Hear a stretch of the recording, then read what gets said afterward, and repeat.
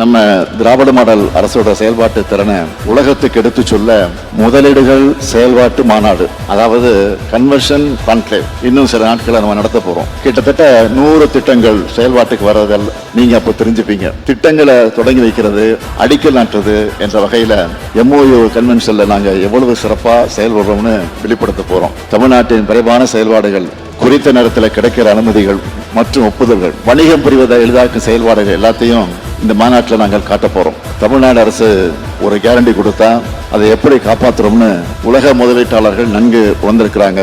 மற்ற மாநிலங்களுக்கு போட்டி மாநிலம் என்பதெல்லாம் தமிழ்நாடு எப்போ கிராஸ் பண்ணியாச்சு. இப்போ உலக நாடுகளோடு தமிழ்நாட்டை போட்டி போடக்கூடிய அளவுக்கு வளர்ந்திருக்கு.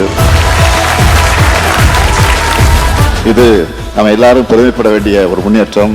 இந்த சிறப்பான தருணத்தில் இந்திய வாகனத்துறை வளர்ச்சிக்கும் இந்திய மிடில் கிளாஸ் குடும்பங்களின் கனவுகளை நிறைவேற்றவும் மறைந்த திரு ரத்தன் டாடா அவர்கள் ஆற்றின பங்களிப்புகளை மிகுந்த மரியாதையோடு நான் நினைவு கூற விரும்புகிறேன்.